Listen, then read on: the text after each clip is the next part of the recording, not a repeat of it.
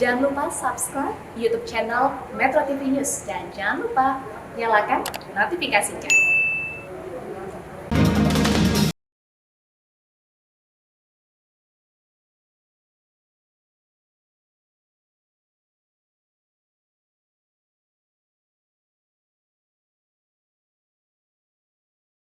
Atau IPK Indonesia pada tahun 2020 anjlok 17 tingkat ke peringkat 102 dari 180 negara yang dinilai oleh Transparency International dengan skor 37 atau turun 3 poin dari tahun 2019. Ini sama dengan raihan tahun 2016. Lembaga Survei Indonesia atau LSI juga menyebut mayoritas pelaku usaha beranggapan korupsi di tanah air semakin meningkat dalam 2 tahun terakhir. Dari responden yang disurvei, 58,3% menilai terjadi peningkatan korupsi. Ada 31,7% pelaku usaha yang menganggap aparat negara hanya mau bekerja kalau diberi hadiah. Meski hanya berupa persepsi, namun hasil survei ini pantang dianggap main-main karena dia adalah temuan yang perlu disikapi dengan serius, harus ada upaya luar biasa. Pemirsa, inilah editorial Media Indonesia untuk hari ini Selasa 9 Februari 2021 dengan topik kabar buruk melawan korupsi bersama saya Leonard Samosir, dan kami juga nanti mengundang partisipasi Anda lewat saluran telepon di 0215839900. Dan pemirsa, pagi ini telah hadir di studio Metro TV anggota Dewan Redaksi Media Group Elman Saragih. Bang Elman, selamat pagi. Pagi. Sehat-sehat Bang? Sehat. Tetap 5M ya? Tetap 5M. Pakai masker, jaga jarak, kalau tidak perlu tidak usah bepergian, begitu Bang ya? Betul. Kita nanti akan bicara soal melawan korupsi yang ternyata rapornya kalau anak sekolah mengatakan memburuk nih Bang. Tapi sebelum itu kita lihat dulu ada beberapa berita yang menjadi perhatian Media Indonesia untuk hari ini. Yang pertama, ini terkait dengan COVID, ini adalah headline Media Indonesia untuk hari ini pemirsa. PPKM Mikro, swab antigen gratis di RT RW. Nah, ini kan mulai hari ini ya Bang Elman ya diberlakukan PPKM Mikro. Pertanyaannya Bang, ini berita yang baik, swab antigen gratis, bagaimana prosedurnya, siapa yang berhak untuk gratis? Lalu pertanyaan yang paling penting, yang bayarinnya siapa nih Bang? Memang berita ini pasti menyenangkan semua pihak ya. Iya. Terutama masyarakat lapisan bawah ya. Yang tadinya dia harus mengeluarkan 250.000, 200 sampai 250.000, sekarang gratis. Iya. Memang pertanyaannya Bung Leo itu juga nanti menjadi pertanyaan masyarakat. Siapa yang bayar gitu kan? Iya. Jangan-jangan nanti yang terjadi lapangan, loh kalau memang yang gratis itu hanya di koran aja itu. Oh. Jangan sampai seperti itu. Iya. Saya sih berharap tidak seperti itu. Betul. Jadi mudah-mudahan apa yang kita baca pagi ini di koran ini, itu juga kenyataan di lapangan. Ya, jadi sama persis ya. Sama persis, tidak berubah. Dan semoga tidak ada yang ini Bang, kadang-kadang ada yang kreatif dalam tanda petik, tidak ada yang tes, tapi kemudian ada pengeluarannya Bang, begitu Bang? Ya, jangan-jangan nanti memang gratis, tapi cukup bayar 25.000 gitu. Apa itu? Administrasi, biasanya begitu Bang. Ya semoga tidak ya, kita harapkan apa yang dicanangkan itu juga yang terjadi di lapangan. Kita tinggalkan berita itu, kita ke berita selanjutnya, kali ini dari halaman 2, halaman dalam di harian Anda pemirsa. Ini terkait dengan kondisi cuaca ini Bang, ekstrim. Sejumlah daerah masih dikepung banjir. Nah ini pertanyaan besarnya begini Bang, ini kan sudah sesuatu yang terjadi setiap tahun. Kok tidak bisa ya kita mencegah banjir itu Bang, bagaimana Bang? Nah itu yang saya melihat ya, sepertinya banjir ini sudah menjadi acara tahunan ya, semacam acara tahunan. Tradisi ya. begitu Tradisi ya? aja gitu. Tanggal-tanggal ini, bulan-bulan begini, ya sebagaimana tahun lalu kita juga melakukan begitu. Nah, pertanyaan saya sebetulnya, dan ini yang sebetulnya ditunggu-tunggu jawabannya dari masyarakat. Mengapa pemerintah daerah tidak segera mengambil langkah? Katakanlah misalnya memotivasi mereka untuk pindah. Kalaupun tidak pindah, berarti ada katakanlah ada tanggul yang harus dibangun. Apapun namanya. Atau pompa diadakan. Apapun namanya. Usahanya. Jadi pokoknya bagaimana banjir di tempat A ini tahun depan tidak terulang lagi gitu kan. Atau minimal berkurang. Tapi harapannya tidak ada lagi kan. Nah itu sebetulnya, dan itulah tugas negara, itulah tugas pemerintah, itu tugas bupati, wali kota, gubernur. Jadi mereka bukan hanya mengagendakan anggaran untuk penanggulangan banjir, pengungsian, dapur umum, perahu karet. Bukan itu. Bagaimana supaya rakyat ini tidak tertimpa banjir lagi? Iya.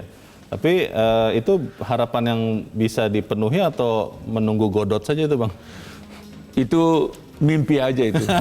Oke, semoga mimpi itu tidak benar-benar mimpi tapi bisa terwujud ya. Kita harapkan untuk Anda yang berwenang, lakukanlah tugas Anda. Kita ke berita selanjutnya. Hari ini Hari Pers Nasional ya, Bang Elman. Tugas utama pers mencerdaskan kehidupan bangsa.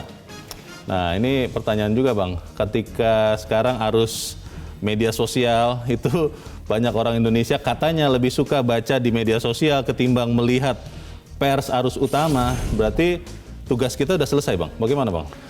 Jadi saya setuju tugas pers itu mencerdaskan bangsa. Yeah. Itulah tugas utamanya kan. Idealnya itu. Seharusnya gitu. Tapi saya sebetulnya berharap pers nasional, terutama yang ada di arus utama ini ya, yang mainstream ini, yang harus dia lakukan dan menjadi contoh setiap hari adalah bagaimana berita-berita yang muncul di media arus utama ini akurat, akuntabel, terpercaya gitu ya. Jadi itu dulu. Jadi itu yang harus membedakan kita dari media sosial. Jangan sampai terjadi pers mainstream arus utama ini malah menjadikan media sosial sumber utamanya gitu. Dan itu yang menurut saya dosa yang tidak termaafkan dari pers. Jadi Hari Pers Nasional hari ini mari kita jadikan untuk mencoba merenung. Apakah kita insan pers ini sudah melakukan tugas mulia dalam rangka itu tadi. Menuju pencerdasan bangsa melalui penyajian berita-berita yang berdasarkan fakta dan tidak ada hoax. Ya, itu tugas bersama dan mari kita lakukan setiap saat, setiap hari. Begitu ya, Bang Elman ya. Kita langsung ke editorial. Nanti editorial akan membahas tajuk kabar buruk melawan korupsi. Tadi sudah sempat saya ceritakan kepada teman-teman, Bang Elman, bahwa ada persepsi. Ini hasil survei dari pelaku usaha bahwa 2-3 tahun terakhir ini ternyata kelihatannya menurut pengusaha yang disurvei korupsi kita malah makin hebat, Bang. Bagaimana, Bang? Iya, memang berita ini sungguh buruk. Sungguh membuat kita makin menangis.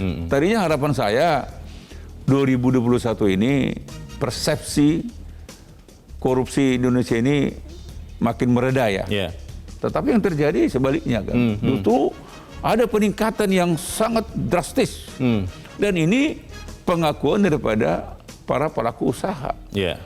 Memang hasil survei ini baru persepsi. Pemikiran ya, persepsi. Anggapan, persepsi. Bisa benar, bisa tidak. Betul. Tapi saya mungkin bisa aja benar ini. Dan hasil survei itu bukan survei abal-abal. Jadi jangan sampai pemerintah, kita semua menganggap ini kan persepsi aja. Ini betul persepsi, tapi bisa juga fakta gitu ya. Persepsi itu kenapa bisa muncul ya, Bang? Karena kalau kita melihat kalau dalam periode survei itu katakanlah 2-3 tahun, kan kita melihat sebetulnya sempat ada wacana KPK jangan hanya menangkap tangan saja, hanya OTT saja, tapi kan kita melihat penindakan-penindakan itu terus terjadi. Belum lama ada beberapa bahkan pejabat sangat tinggi level menteri begitu, Bang, yang ditangkap tangan. Nah, ini apa yang membuat persepsi terhadap korupsi kita malah memburuk? Kalau saya sih melihat begini, Bung Leo. Benar, kita juga setuju tadinya pencegahan ya. Pencegahan diutamakan. Tetapi kalau saya melihat ini udah penyakitnya udah kronis, ini kan sepertinya sudah budaya yang seolah-olah menjadi kekal abadi kan. Iya, jadi susah sekali diberantas. Oleh karena itu menurut saya ke depan penegak hukum harus lebih rajin lagi melakukan penindakan. Penindakan, dan harapan saya juga di ujung di pengadilan hukumannya memang harus hukuman berat. Iya. Saya mengapresiasi hukuman yang dijatuhkan kepada terdakwa asuransi Jiwasraya kan, seumur hidup. Tapi tidak cukup hanya seumur hidup, tapi saya sih berharap seluruh harta daripada hasil korupsi terdakwa itu. harus disita. Dimiskinkan, Bang. Untuk kita mengatakan dimiskinkan, dan hak politiknya juga dicabut untuk seumur hidup. Jadi tidak hanya 5 tahun. Jadi seumur hidup dicabut hak politiknya. Jadi tidak perlu hukuman mati, Bang? Jangan hukuman mati. Saya tidak setuju. Tapi cukup seumur hidup. Jadi harapan saya juga nanti kalau Jiwasraya juga sudah seumur hidup, harapan saya juga nanti Asabri ini juga sama. Kasus Asabri. Dan saya jujur aja saya kecewa kemarin ketika terdakwa kasus Joko Chandra itu Jaksa Pinangki itu hanya 10 tahun. Menurut saya itu terlalu rendah karena dia penegak hukum. Tahu hukum, mestinya dia menjadi contoh, mestinya Pinangki juga harus seumur hidup juga gitu. Sebagai contoh ya. Sebagai contoh. Pertanyaannya adalah apakah ancaman itu bisa efektif? Nanti akan kita bahas selepas jeda. Bang Elman dan Musa tetap bersama kami. Editorial Media Indonesia akan kembali selesai Headline News pukul 8 waktu Indonesia Barat.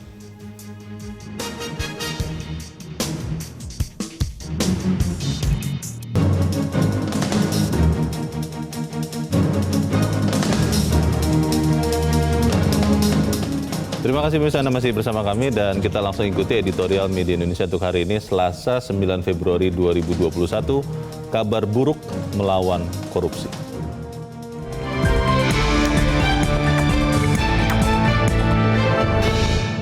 Kabar buruk melawan korupsi.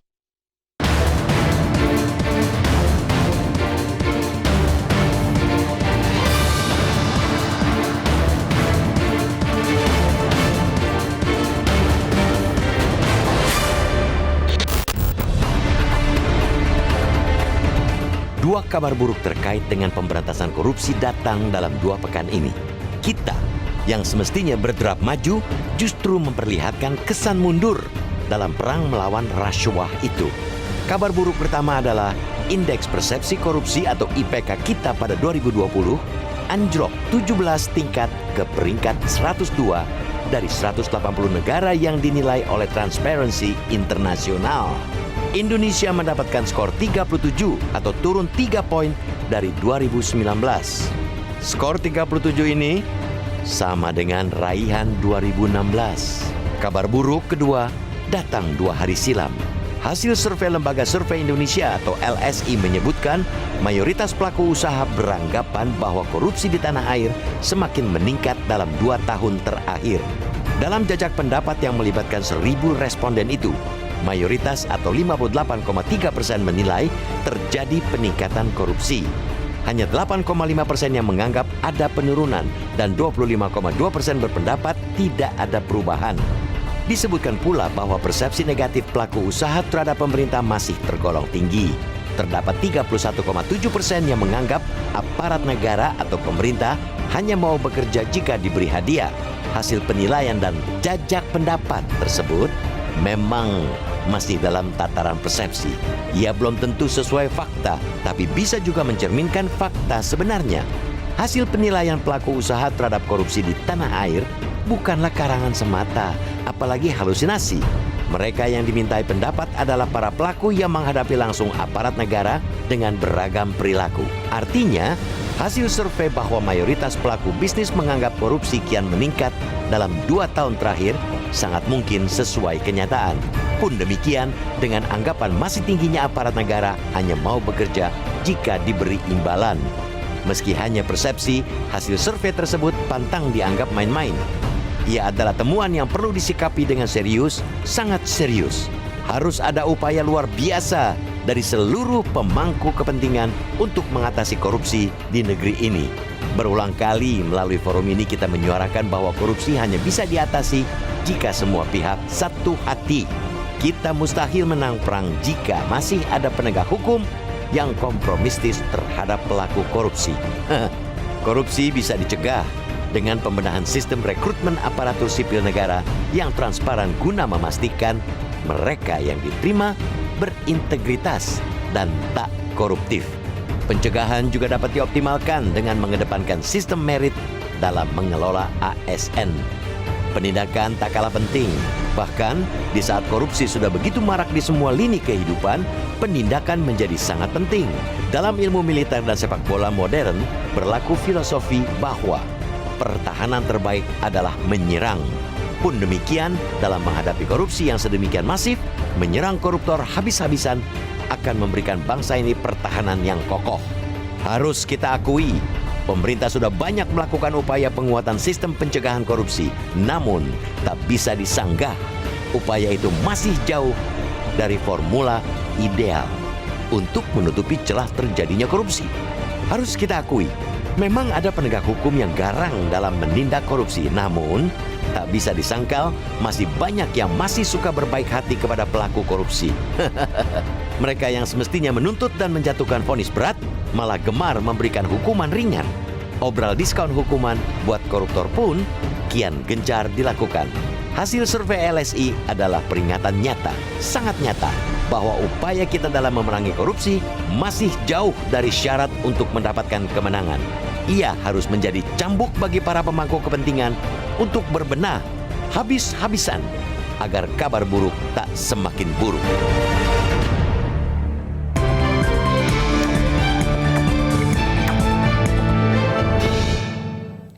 Kabar buruk melawan korupsi. Bang Eman, kalau melihat survei ini kan kalau tidak salah 2 tahun yang dilakukan oleh LSI, persepsi pelaku usaha terhadap 2 tahun terakhir.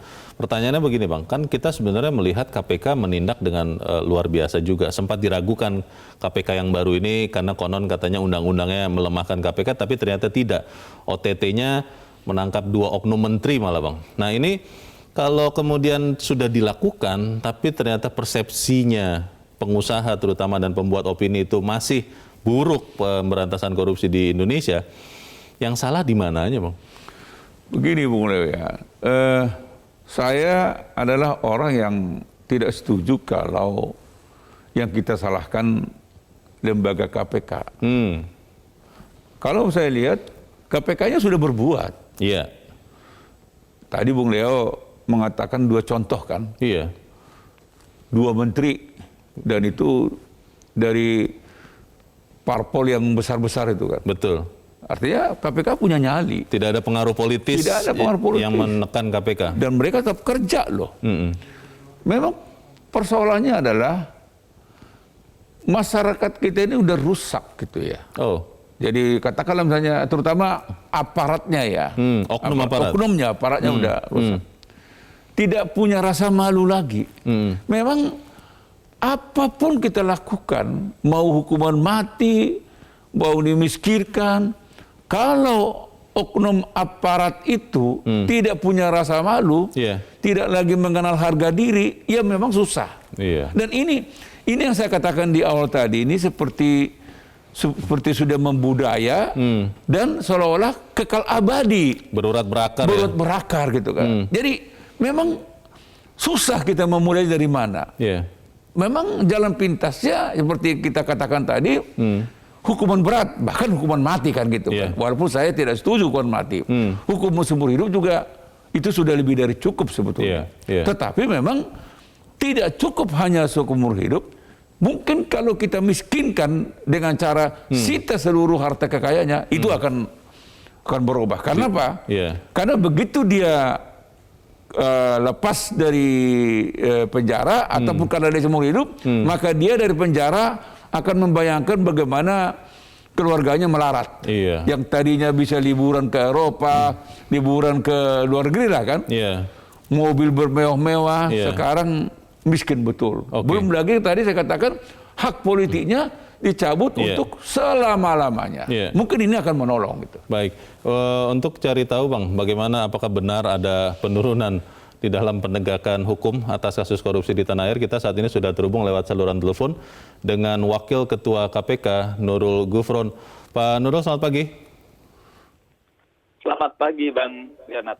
Ya, Pak Nurul Gufron, hasil LSI survei memperlihatkan pengusaha sebagian besar yang disurvei mengatakan ada persepsi bahwa korupsi memburuk dalam 2 tahun terakhir. Kita melihat sebetulnya KPK berusaha keras, Pak. Kita sudah sangat mengapresiasi ada beberapa pejabat bahkan 2 menteri Pak, oknum menteri yang ditangkap tangan diduga melakukan korupsi. Tapi pertanyaannya begini, apakah memang yang terlihat oleh pengusaha itu yang di bawah Pak? Sementara yang ditangkap oleh KPK itu yang di atas, yang di bawah itu ternyata masih sangat banyak terjadi, atau seperti apa Pak Nurul Gufron?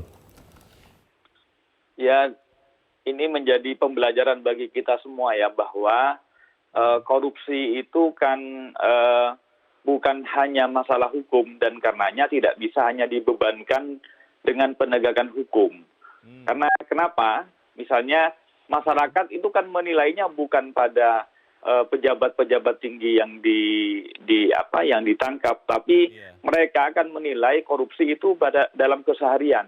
Bagaimana mereka mengakses pelayanan publik, masih adil ataukah masih ada suap di dalamnya. Mereka bisa juga ketika mempertanyakan ketika ingin berusaha, masihkah perlu suap atau tidak, apakah kemudian sudah terbuka aksesnya secara adil atau tidak. Itu yang dirasakan masyarakat. Dan ini semua terus terang terjadi secara menyeluruh di Indonesia. Bukan hanya di pusat, tapi sampai ke seluruh daerah-daerah. Ini masih dirasakan. Orang yang katanya berharap ingin transparansi, kepastian, nyatanya itu masih belum dirasakan. Ini yang menjadi tanggung jawab kita bersama, dan bukan hanya aparat hukum, termasuk KPK ataupun polisi dan kejaksaan, tapi semua pelayanan publik dan juga utamanya perizinan itu harus kemudian bebas dari suap, begitu. Baik, Pak Gufron, pertanyaannya begini Pak, kan dari dulu kita sempat berpikir bahwa penindakan itu harus diperkeras atau pencegahan itu harus ditingkatkan supaya jangan sampai ada korupsi itu kita potong dari awal, dari pangkalnya. Nah, kalau soal penindakan Pak Gufron, apakah memang sekarang itu tren terutama di peradilan Pak, memang melemahkan efek jera yang mau dijatuhkan di dalam lembaga peradilan terhadap koruptor, atau seperti apa kalau KPK melihat? KPK melihat bahwa penangkapan, tangkap tangan, bahkan juga hukuman diperberat, itu tetap perlu, tetapi itu hanya terapi kejut ya, tidak kemudian menyelesaikan secara tuntas. Karena apa? Karena faktor korupsi kan sebenarnya adalah penyakit dari penyelenggaraan pemerintahan, dari kekuasaan. Dan itu mulai dari tingkat pusat sampai ke provinsi, sampai ke daerah. Itu yang harus menyeluruh. Tidak bisa kemudian hanya diserahkan dengan berharap kepada penegakan hukum. Penegakan hukum itu kan hanya memangkas ujung-ujung dari fenomena gunung es, sementara di bawah pelayanan publik itu masih tetap terjadi. Kenapa terjadi? Karena proses politik sampai saat ini masih proses politik yang berbiaya tinggi. Maka siapapun yang duduk, kepala daerah, baik bupati, wali kota, gubernur, lantas anggota dewan, itu semua kan biayanya sangat tinggi. Maka ketika duduk dia harus berpikir untuk mengembalikan modal. Ini artinya adalah tanggung jawab kita semua, bukan hanya penegak hukum, tapi semua elemen bangsa, utamanya penyelenggara pemerintahan, baik layanan publik, baik untuk berusaha, ataupun apapun ya, bicara SDM. Saat ini rekrutmen misalnya, rekrut SDM. Jangan sampai kemudian rekrutmen masih berbau korup. Kalau sudah masih berbau korup, tentu kemudian akan melahirkan korup-korup yang lain gitu. Pak Gufron, ini pertanyaan terakhir. Hasil survei LSI ini memberikan apa untuk KPK Pak? Apakah ini jadi cambuk untuk katakanlah bekerja lebih giat, lebih banyak lagi yang ditangkapi, atau lebih banyak lagi yang didampingi sejak untuk pencegahan, atau seperti apa Pak? Bagi KPK sekali lagi, apa yang disampaikan oleh survei LSI ini adalah cermin bahwa kondisi korupsi di Indonesia masih perlu penanganan yang komprehensif. Oleh karena itu, KPK memandang ini sebagai tantangan, dan pendekatannya pun tidak bisa secara hukum saja, tidak hanya penindakan saja, tapi juga pencegahan, bahkan juga bagaimana integritas penyelenggaraan negara, mulai proses rekrutmennya itu sudah dibina ke arah pembinaan penyelenggara yang berintegritas. Baik. Terus maju Pak KPK, jangan takut dengan apapun tekanannya, dan kita akan terus dukung untuk melawan korupsi. Pak Nurul Gufron, terima kasih sudah mencerahkan kami pagi ini. Selamat pagi. Itu penjelasan dari Pak Nurul Gufron, Bang Elman, tapi kita harus jeda dahulu dan pemirsa tetap bersama kami. Editorial Media Indonesia segera kembali.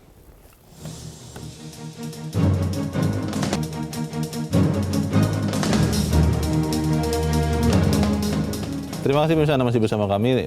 Bang Elman, tadi Pak Nurul Gufron menarik mengatakan bahwa bukan hanya tugas KPK atau penegak hukum untuk memberantas korupsi, dan juga adalah salah satu penyebab yang disinyalir adalah mahalnya biaya politik. Nah, ini bagaimana, Bang? Iya, memang benar ya. Ini tidak hanya tugas KPK dan tidak hanya tugas Kejaksaan Agung, tidak hanya tugas kepolisian kan. Ini sebenarnya tugas bersama, terutama para penyelenggara negara kan. Gitu. Yeah. Karena penyakit korupsi itu sebetulnya ada di penyelenggara negara kan, tidak di mana-mana. Karena tidak di kita berdua. Betul. Penyelenggara negara lah utamanya. Nah, memang itu yang dikatakan oleh Gufron tadi dan sudah sering kita sampaikan. Memang mau tidak mau kita tarik lagi ke belakang. Orang yang menjadi gubernur, kepala daerah, orang menjadi wali kota, orang menjadi bupati, kalau dia dari awal juga dibebani oleh biaya-biaya tinggi, katakanlah itu dulu mahar, nah, dia dibebani oleh parpol mahar, lalu datang lagi masyarakat juga lembaran merah dan biru lagi dia tuntut. Nah, berarti katakanlah misalnya kalau katakanlah salah satu bupati misalnya harus menghabiskan total cost misalnya sampai 50 M. 50 miliar untuk jadi bupati. Itu bupati di kelas apa itu ya, daerah tengah itu ya. Begitu ya. Kalau di kelas A mungkin bisa 100 miliar kan. Wassalam. Nah, Bung Leo bisa bayangkan nggak? Apa yang harus dia lakukan? Dia harus bermanuver 5 tahun ke depan. Untuk mengembalikan ini kan masuk akal gitu. Nah, ini yang tadi yang dikatakan oleh Pak Gufron itu memang harus dimulai dari hulunya dulu. Hulunya beres dulu. Jadi kalau itu saya harapkan dari dulu juga, kalau seluruh parpol berikrar, berjanji untuk 2024 tidak ada lagi calon kepala daerah yang mahar politik. Saya percaya cepat atau lambat paling tidak 5 tahun ke depan ini persepsi negatif korupsi di Indonesia ini akan turun drastis.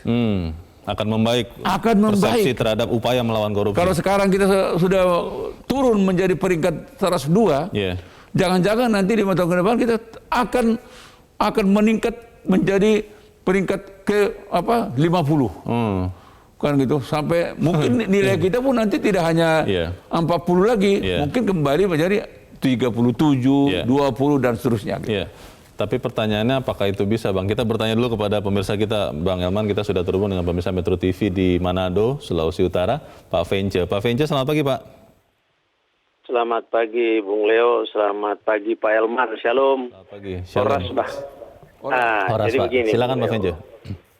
Kalau kita melihat bahwa undang-undang tentang KPK ini, pasal hukumannya masih seperti sekarang ini, tidak ada efek jerah.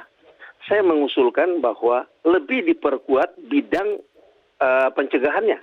Berarti ada yang namanya itu edukasi, sosialisasi tentang pencegahan daripada korupsi itu sendiri, iya kan? Lalu betul sekali kata Pak Leo tadi, sebetulnya korupsi itu ada di pemerintahan daerah. Nah, saya mengusulkan Pak Elman, yang namanya inspektorat di daerah tingkat 2 dan tingkat 1 lebih baik tidak ada. Ngapain kita ada inspektorat kalaupun lembaga itu terindikasi korupsi, tetapi inspektorat tidak bisa bikin apa-apa, nanti diperiksa oleh kepolisian, kejaksaan, dan KPK baru terbukti. Nah, ini kan buang-buang duit saja. Itu yang kedua. Yang ketiga, Bung Leo, sebaiknya kepala daerah di tahun-tahun politik jangan lagi direkrut dari partai politik. Karena betul kata Pak Elman tadi, partai politik itu salah satu benalu dalam konteks kerugian negara akibat korupsi dari kadernya. Betul, ketika di Manado saja Bung Leo terus terang kemarin ada pemilihan. Itu untuk Manado dan Kabupaten tidak cukup cuma dengan 50 miliar. Calon ini harus disediakan. Oke. Ya, ada kawan saya mengatakan untuk kota Manado ini dia harus menghabiskan sekitar 125 M baru bisa. Wow. Nah, bukan cuma kos politik, tetapi money politik itu yang menentukan. Nah, oleh karena itu setuju Pak Elman katakan, kalau partai politik dari sekarang untuk 2024 bersepakat buat janji, buat deklarasi bahwa tidak ada lagi mahar politik, biarkan rakyat yang menentukan siapa pemimpinnya. Ya. Puji Tuhan bahwa 5 tahun ke depan betul Pak Elman, negara kita akan aman. Terima kasih, itu saja Bung Leo. Terima kasih Pak Elman. Selamat pagi Metro TV. Selamat pagi Pak Venja di Manado, Sulawesi Utara. Di belakang Pak Venja ada Pak Sukiwi di Medan, Sumatera Utara. Pak Sukiwi, selamat pagi. Ya, Horas, Pak Leo dan Pak Herman. Horas, Pak. Horas. Silakan Pak Sukiwi. Ya, saya berpikir kalau korupsi di Indonesia ini, kalau dengan cara-cara sekarang ini untuk mencegahnya itu udah berat. Karena apa? Ini sudah menjadi budaya. Karena apa? Mental bangsa kita ini sudah rusak. Ya. Akibat dari apa? Generasi demi generasi semua melihat pejabat-pejabatnya memang sudah begitu. Jadi sulit untuk memberantasnya.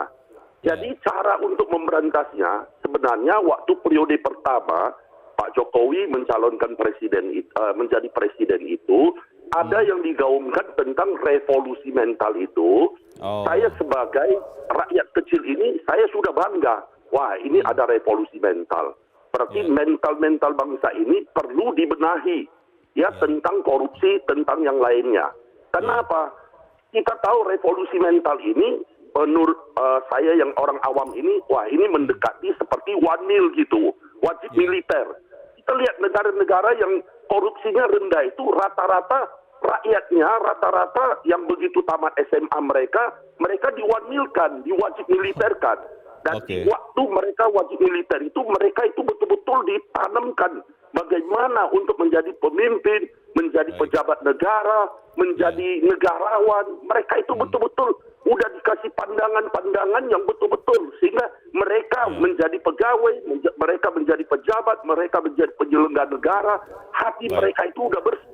Mereka untuk negara, bukan untuk pribadi, bukan untuk memperkaya diri. Untuk negara, tidak untuk pribadi. Terima kasih Pak Sukiwi di Medan, Sumatera Utara. Selamat pagi. Di belakang Pak Sukiwi masih ada Pak Izar di Cilegon, Banten. Pak Izar, selamat pagi. Selamat pagi Pak Leo, Pak Herman. Selamat pagi Pak Izar. Ya, bagaimana pertama-tama, silakan. Ya, saya pikir saya setuju ya dengan hasil survei itu ya. Saya sangat prihatin ya. Kemudian saya setuju dengan pendapat dua orang pembicara sebelumnya.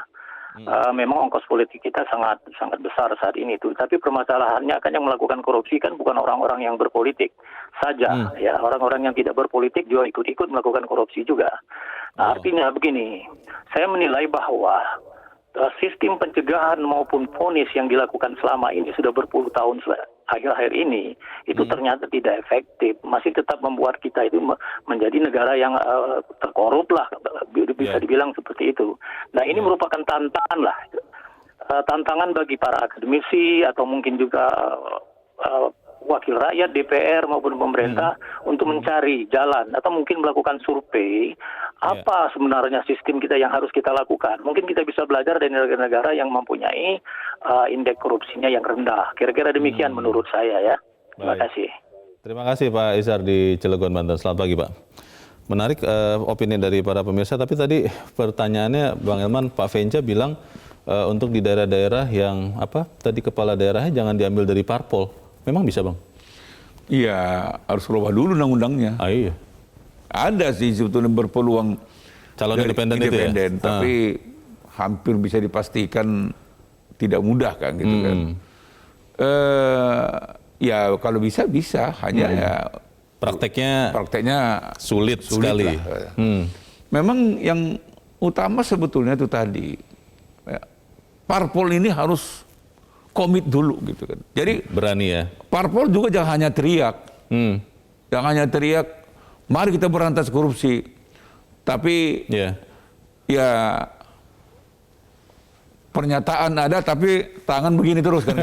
Ini kan mestinya kan harapan kita tidak seperti itu. Jadi satunya kata dan perbuatan gitu Betul. kan. Nah, tadi ada juga yang menarik dari Bung Pece tadi. Memang fungsi inspektorat di provinsi, kabupaten, kota itu hampir bisa dipastikan kurang efektif lah. Untuk saya mengatakan tidak ada gunanya kan. Nah, kurang efektif. Kenapa gitu. Bang? Ya, karena memang mestinya kan pengawas utama di lingkungan gubernur, wali kota, bupati itu kan inspektorat. Betul. Tetapi kenyataannya kita nggak bisa, kita lihat berapa banyak gubernur, wali kota, bupati masuk penjara kan. Artinya inspektoratnya tidak berfungsi atau gimana? Atau memang ikut juga seperti pagar makan tanaman gitu. Karena kan inspektur di hampir semua daerah atau jangan-jangan di semua daerah Bang, yang mengangkat kan kepala daerahnya. Nah itu yang saya yang sering kita katakan di forum editorial ini ya.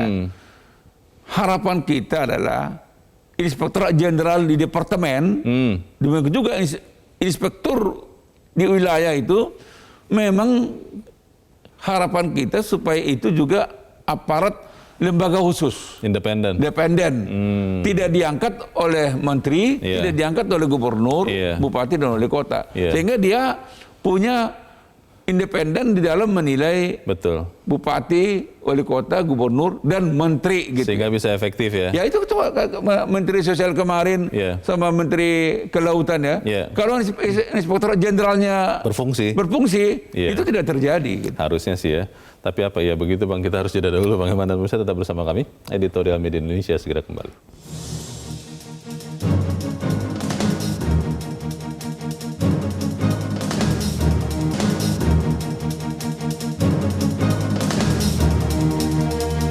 Terima kasih pemirsa, Anda masih bersama kami di Editorial Media Indonesia. Bang Iman, tadi ada sesuatu yang menarik yang disampaikan Pak Sukiwi dari Medan ya. Pak Sukiwi mengatakan beliau mencontohkannya sih wajib militer, bagaimana penanaman nilai-nilai bela negara kalau di wajib militer. Nah kalau untuk budaya korupsi, saya sebenarnya tidak terlalu suka Bang bilang budaya karena kesannya jadi akhirnya bahwa memang bangsa ini bangsa yang korup Indonesia. Apakah bisa ditanamkan dengan cara indoktrinasi seperti yang tadi diusulkan Pak Sukiwi untuk tidak mau korupsi Bang? Iya, tidak mudah. Karena kalau lebih dari indoktrinasi kan sudah kita dapatkan dari agama kan. Oh iya. Kita dari kecil sudah diingatkan. Iya. Yaitu berbohong dosa. Betul. Mencuri identik dengan korupsi kan. Iya. Itu dosa. Iya.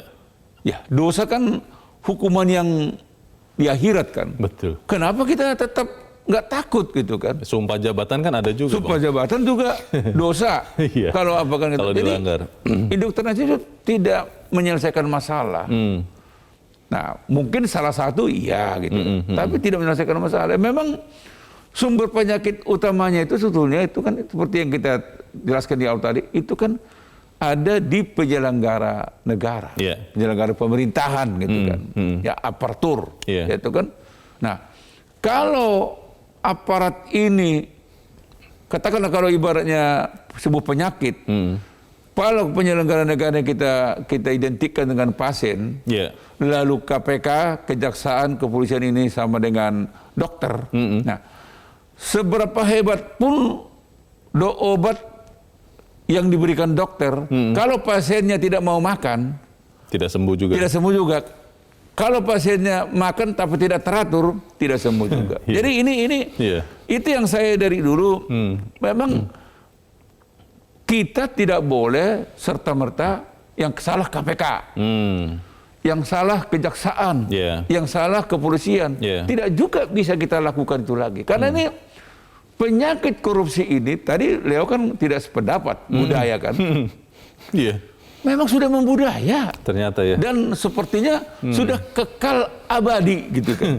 Dan Indonesia dikenal orang bukan sebuah negara yang ramah, Karena kita ini adalah negara terkorup. Iya, ya. Dan kita ini sudah disamakan dengan ada sebuah negara di Afrika. Iya. Saya lupa nama negara itu apa. Iya. Jangan Gitu, kita ingat, Bang. Oke, kita coba bertanya lagi, Bang, kepada pemirsa kita. Kita sudah terhubung dengan pemirsa di Jember, Jawa Timur, ada Pak Ihwan. Pak Ihwan, selamat pagi. Selamat pagi Bang Helman, selamat pagi Bang Leo. Selamat pagi Pak Iwan. Bagaimana Pak bisa melawan korupsi nih? Coba lihat tahun 2014 sampai 2019 Kementerian Dalam Negeri itu sudah memberitahu pada kita ada 105 kasus korupsi yang melibatkan pejabat tinggi daerah di 22 provinsi. Ini keterlaluan sekali. Dan provinsi itu hubungannya dengan gubernur, bupati, wali kota, kan begitu.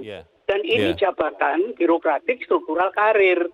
Cuma yang jadi masalah sekarang bahwa apa yang terjadi itu sebenarnya mitra geologi, sarana kritik, evaluasi, dan kontrol terhadap sistem.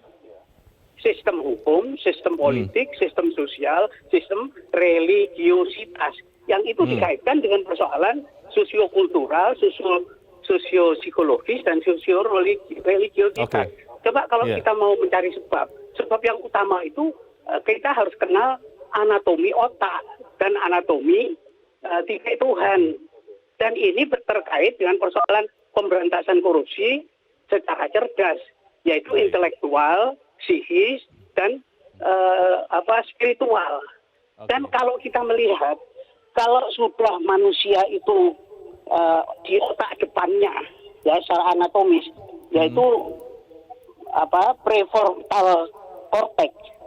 Baik. Kalau itu sudah nggak beres, bahwa pola pikirmu, sikapmu, hati nuranimu, kebebasanmu, tutur katamu, perilakumu, dan keputusan yang kamu ambil, ya ini yang di depan otak depan ini yang mengatur. Lalu apalagi ini kaitannya dengan spiritual. Ya. Terima kasih Pak Iwan di Jember, Jawa Timur. Selamat pagi Pak. Di belakang Pak Iwan ada Pak Bambang Saptono di Surakarta, Jawa Tengah. Pak Bambang, selamat pagi. Selamat pagi Metro TV dan selamat pagi saudaraku bangsa Indonesia. Selamat pagi. Silakan Pak Bambang, pendapat Anda Pak. Kami sangat prihatin atas hasil survei dari LSI atau Lembaga Survei Indonesia yang menyatakan bahwa kasus korupsi di Indonesia selama 2 tahun terakhir mengalami peningkatan. Padahal Mas, 2 pekan sebelumnya Transparansi Internasional menyatakan bahwa indeks persepsi korupsi di Indonesia atau IPK pada tahun 2020 merosot menjadi 37 dibanding tahun 2019 dengan skor 40. Atau dari ranking 85 di tahun 2019 menjadi 102 di tahun 2020 dari 180 negara. Kami sangat kecewa terhadap PLT juru bicara KPK, Ali Fikri, yang menanggapi hasil survei dari LSI dengan menyatakan bahwa pemberantasan korupsi di Indonesia menjadi tanggung jawab semua penegak hukum hingga masyarakat. Nah, KPK jangan berkilah atau membela diri seperti itu. Karena tidak akan bisa segera menyelesaikan masalah terkait dengan meningkatnya korupsi kalau hanya saling menunggu, kemudian saling tuding atau menyalahkan. Nah, ini apalagi saling tuding terhadap lembaga penegak hukum yang lain, termasuk juga masyarakat yang dipersalahkan. Nah, harusnya KPK secara kesatria menyatakan KPK ikut bertanggung jawab atas meningkatnya korupsi di Indonesia. KPK segera berbenah diri untuk meningkatkan kinerja di dalam pemberantasan korupsi. Itu harusnya yang dilakukan oleh pemerintah, oleh KPK. Dan ini harus ditindaklanjuti KPK dengan reaksi atau action. Jangan sampai kritik membangun seperti yang dilakukan LSI tersebut hanya dinilai sebagai angin lalu, kemudian harus menjadi momentum untuk berbenah KPK dalam penegakan hukum. Terima kasih, Mas. Terima kasih Pak Bambang di Surakarta, Jawa Tengah. Selamat pagi. Nah ini pemirsa, Pak Bambang berpikir bahwa ya KPK sebagai ujung tombak ya harusnya berbenah ekstra. Bagaimana Bang Elman? Ya, saya setuju saja. Kita harapan kita memang KPK. Tetapi tidak boleh juga semuanya kita serahkan kepada KPK. Hanya KPK saja atau penegak hukum yang lain juga? Di situ perlunya tanggung jawab penyelenggara negara. Ya toh? Ia menteri, ia gubernur, ia bupati, ia wali kota, bahkan presiden kan itu kan. Jadi ia KPK, ia kejaksaan, ia kepolisian. Jadi jangan juga kita menyalahkan KPK menjadi penyebab utama gitu kan. Korupsi. Jadi KPK itu kan salah satu. Tapi kalau umpamanya saya katakan tadi, kalau penyelenggara negaranya sehat, kalau kita ibaratkan seorang pasien, ya sebetulnya dokternya kan tinggal enak kan. Iya. Nggak perlu tinggal hanya mengawasi aja, rutinitas saja kan, periksa, ada kelebihan vitamin apa semacam itu. Tapi kalau penyelenggara negaranya juga memang sudah mental bobrok, ya mau KPK-nya lebih kejam lagi dari yang sudah juga. Ya begitu saja. Baik, kita nanti akan sampaikan usulan kita, tapi kita harus jeda dahulu. Bang Eman dan Musa tetap bersama kami. Editorial Media Indonesia segera kembali.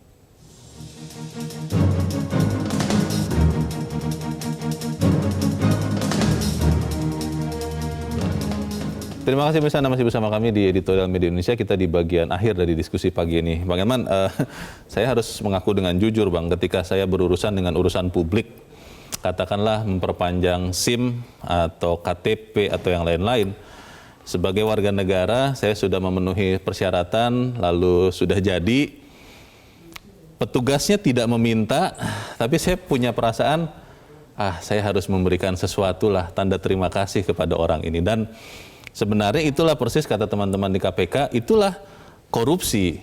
Karena ada harapan saya ketika saya memberikan, di kemudian hari ketika saya berurusan lagi, saya dalam tanda petik dibantu. Nah ini menghilangkan mental seperti ini tuh bagaimana Bang? Iya, makanya saya katakan masyarakat juga berperan aktif juga dalam hal menyuburkan korupsi ini. Iya juga ya. Jadi kalau misalnya LSI melakukan survei, intinya para pelaku usaha menyatakan ada peningkatan 2 tahun terakhir kan gitu. Kan. Saya membaca ini justru terbalik. Memang betul ada penyelenggara negara melakukan perbuatan korupsi kan, menerima gitu kan.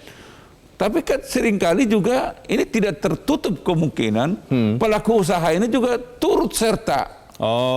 Jangan-jangan pelaku usaha ini yang aktif memulai melobi,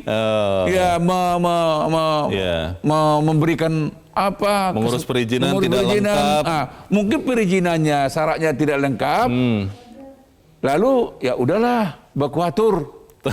Jadi atau katakanlah untuk membangun satu usaha di suatu wilayah, ternyata wilayah ini tidak boleh untuk usaha itu, untuk jenis usaha itu, tapi BAM gitu. Nah, jadi maksud saya LSI juga harus jujur sebetulnya. Jadi tidak hanya mengukur perilaku koruptif dari penyelenggara negara, tapi juga harus diukur juga seberapa persen peran serta pelaku usaha memancing atau menyuburkan perbuatan korupsi ini. Menurut saya para pelaku usaha juga tidak boleh juga dia tidak jujur gitu ya. Jadi tidak boleh juga dia seperti katakan, wah saya diperas. Ya. Bukan diperas, kau yang memberikan kesempatan untuk diperaskan gitu. Jadi inilah saya katakan harapan saya memang untuk memberantas korupsi ini, setuju saya KPK menjadi lokomotif.